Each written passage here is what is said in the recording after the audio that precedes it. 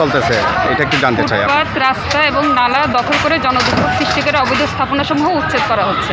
আচ্ছা, এখানে আগেও কি ওদেরকে নোটিশ দেওয়া হয়েছে নাকি তৎক্ষণিক আপনারা উদ্যোগ উচ্ছেদ নিয়েছেন? করা হয়েছে, আজকেও মাইকিং করা হয়েছে এবং এখন ওনাদেরকে সরে যেতে অনুরোধ করা হচ্ছে। ওনারা জিনিসপত্র সরিয়ে নিতে পারছেন, আর যত না আসেন সেই নির্দেশনা প্রদান করা হয়েছে। Thank you. আমাদের তালাশ টিম থেকে আপনাকে অসংখ্য ধন্যবাদ।